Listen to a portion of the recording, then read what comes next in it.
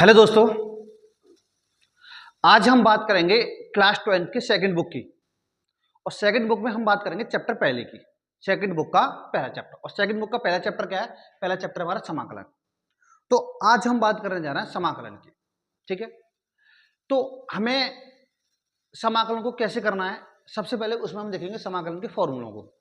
इसको देखेंगे समाकलन के फॉर्मूलों को कि आखिरकार समाकलन क्या होता है, समाकलन के फॉर्मूले क्या होता है। देखो, जैसे ये है समाकलन, मैंने इसमें समाकलन और अवकलन दोनों के फॉर्मूले लिख रखे हैं। अवकलन तुमने पढ़ा होगा 5वें चैप्टर में और 6ठे चैप्टर में अवकलन आता है हमारा। ठीक है, तो ये है समाकलन। और हमें ये पता है कि अवकलन का जो अपोजिट होता है समाकलन होता है, या फिर समाकलन का जो अपोजिट होता है वो क्या होता है?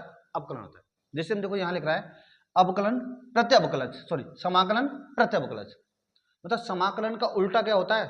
अवकलन होता है। ठीक है, तो इसमें हम बात करेंगे। जैसे ये है, ये जो होता है ये होता है हमारा समाकलन का सिंबल। जैसे ये हमें करना है x की पावर n का समाकलन, तो इसका फॉर्मूला है कि इसमें हम घात जोड़ देते हैं और जो भी घात जोड़ के आती है वो कहाँ जाती है? नीचे। x की पावर n, जैसे यहाँ लिखा x की पावर n, इसका अगर हम समाकलन करेंगे तो इसका समाकलन क्या होगा? इसका समाकलन होगा x की पावर n प्लस 1, मतलब जो भी घात होगी उसमें हम एक जोड़ देते हैं और ये कहाँ बन जाती है? घात जो भी आती है वो कहाँ बन जाती है? ऐसे इसके बाद है dx, मतलब अगर dx दे रखा हो या 1 दे रखा हो, उसका समाकलन हमारे पास क्या होता है? x होता है। उसका समाकलन क्या होगा? x। cos x का होता है sin x, और sin x का होता है माइनस का cos x। ये याद रखना, ये है हमारे फॉर्मूले किसके हैं?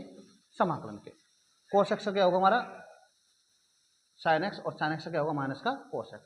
sec स्क्वायर x का होता है tan x, और cosec स्क्वायर x का होता है माइनस का cot x। ये डायरेक्ट हमें फॉर्मूले लगाने होते हैं। ठीक है, इसके बाद बात हम करेंगे sec x into ten x. किसका?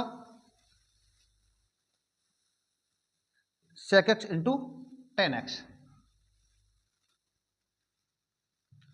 sec x into ten x का जो समाकलन होता है वो होता है sec x, और cosec x into cot x का समाकलन क्या होता है? माइनस का cosec x। ठीक है, इसके बाद आगे देखते हैं फॉर्मूले।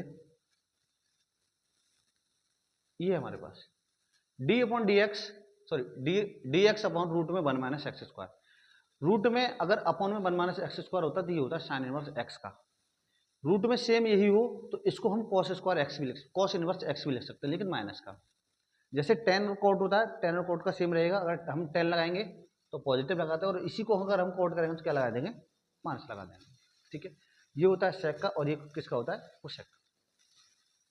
इसके बाद आगे बात करते हैं। आगे क्या है? जैसे e की पावर x, e की पावर x का या तो हम अवकलन करें या समाकलन करें, सेम होता है e की पावर x का e की पावर x। और 1 अपॉन x का जो समाकलन होता है वो होता है हमारा log x। 1 अपॉन x का समाकलन क्या होगा? log x। और a की पावर x, अगर हमें a की पावर x का समाकलन करना होगा तो a की पावर x का समाकलन होता है a की पावर x अपॉन में क्या? log x। ये थे हमारे समाकलन के कुछ फॉर्मूले। ठीक है, तो अब हम बात करते हैं इन फॉर्मूले पर एक्सरसाइज पहले, कौन सी? 7.1। तो 7 पॉइंट शुरू करते हैं हम। 7.1 में आखिरकार है क्या और हम समाकलन कैसे करते हैं। ठीक, जैसे ये है हमारे पास एक्सरसाइज 7.1, क्लास 12 का पहला चैप्टर है सेकंड बुक का। ठीक है, तो इसमें हम शुरुआत करते हैं पहले क्वेश्चन से। क्वेश्चन क्या है? जैसे हमारे पास पहला क्वेश्चन है,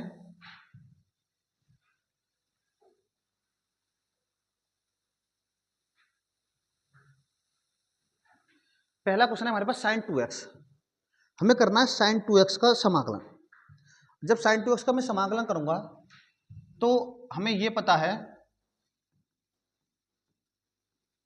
sin 2x का जब समाकलन करेंगे तो मैंने बताया था sin 2x का मतलब sin x का जो समाकलन होता है वो होता है माइनस का cos x। क्या होता है? माइनस का cos x। तो sin की जगह हो जाएगा cos x, लेकिन x की जगह क्या है? 2x है तो 2x आएगा, और प्लस कितना c। लेकिन एक चीज याद रखना, x के साथ जो भी संख्या आएगी वो कहाँ जाएगी? बट्टे में। x के पास जो भी संख्या होगी और उसका हम समाकलन करना है तो वो संख्या कहाँ बन जाएगी? बट्टे में। तो इस sin 2x का जो समाकलन होगा वो क्या होगा? माइनस का cos 2x अपॉन में क्या? 2 और प्लस कितना? c। ये हो गया हमारा पहला क्वेश्चन। ठीक है, अब हम बात करते हैं क्वेश्चन नंबर दूसरे की। क्वेश्चन नंबर दूसरा क्या है? cos 3x। cos 3x का करेंगे तो सिंपल है, तो यहाँ लिख देता हूँ मैं cos 3x dx। अब हमें cos 3x का समाकलन पता होना चाहिए क्या होता है, मतलब cos x का समाकलन पता होना चाहिए, और cos x का हमें समाकलन पता है, cos x क्या होता है sin x, लेकिन x ये कितना है 3x जो है वही आएगा, अपॉन में कितना जाएगा 3, मैंने बताया था x के साथ जो भी संख्या होती है वो कहाँ बन जाती है नीचे, इसमें भी x का 3 है तो कहाँ बन जाएगा नीचे, प्लस कितना, यही क्या होगा इस क्वेश्चन का आंसर। ठीक है, अब देखते हैं क्वेश्चन नंबर 3। क्वेश्चन नंबर 3 क्या है, e की पावर 2x, क्या है हमारा e की पावर 2x, और e की पावर 2x का मुझे करना है समाकलन। e की पावर 2x का समाकलन e की पावर 2x होता है, लेकिन x के साथ जो भी संख्या होगी वो कहाँ बन जाएगी नीचे, और प्लस कितना c, कहानी खत्म। अब देखते हैं क्वेश्चन नंबर चौथा। क्वेश्चन नंबर चौथा क्या है, ax प्लस b का क्या होल स्क्वायर और क्या यहाँ dx, इसका मुझे समाकलन करना है। समाकलन करने के लिए मैं क्या करूंगा, इसमें घात 1 जोड़ दूंगा, जो भी घात जोड़ के आएगी उसे कहाँ ले जाऊंगा बट्टे में, तो इसे मैं लिख सकता हूँ ax प्लस, मतलब इसका जो समाकलन होगा क्या होगा ax प्लस b की पावर, इसमें मैं घात 1 जोड़ूंगा, एक घात जोड़ूंगा कितना हो जाएगा 3, और जो भी घात जोड़ के आती है वो कहाँ जाती है नीचे, और प्लस कितना c। लेकिन मैंने भी बताया था x के साथ जो भी संख्या होगी वो कहाँ पहुंच जाएगी नीचे, x के साथ कितना है केवल a है तो ये आ जाएगा a, इसमें b नहीं आएगा, केवल क्या आएगा a आएगा, यही इस क्वेश्चन का क्या होगा आंसर होगा। अब देखते हैं क्वेश्चन नंबर 5।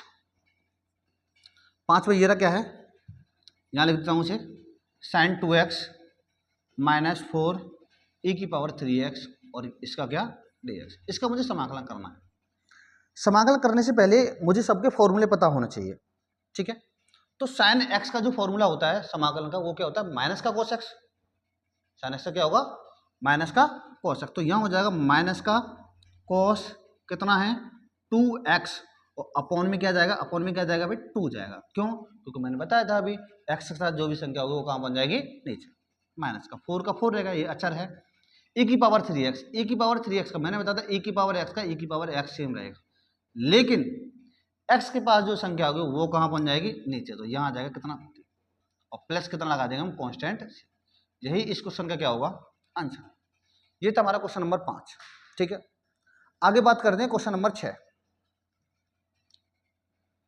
क्वेश्चन नंबर 6 क्या कह रहा है कि 4 e की पावर 3x प्लस 1, इसका हमें समाकलन करना है।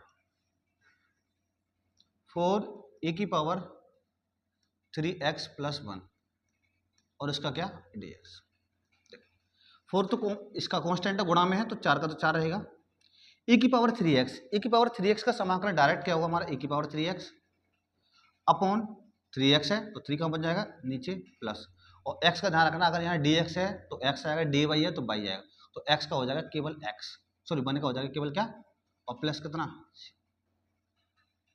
ये था क्वेश्चन नंबर 6। अब बात करेंगे क्वेश्चन नंबर 7, अगला क्वेश्चन। क्वेश्चन नंबर 7 क्या कह रहा है,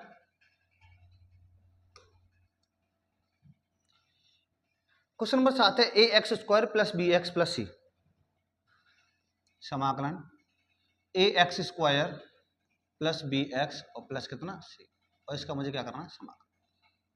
इसको मैं क्या करूंगा, तीनों को अलग अलग तोड़ लूंगा, तीनों को अलग अलग तोड़ने के बाद हम सिंपल तरीके से आराम से कर सकते हैं। कैसे, इसको मैं लिखूंगा ए एक्स स्क्वायर प्लस, अच्छा ए एक्स स्क्वायर के साथ क्या आएगा डी एक्स, प्लस इसको भी अलग तोड़ दूं b x d x plus c और क्या डी एक्स, ए तो कांस्टेंट है तो ए का तो ए रहेगा।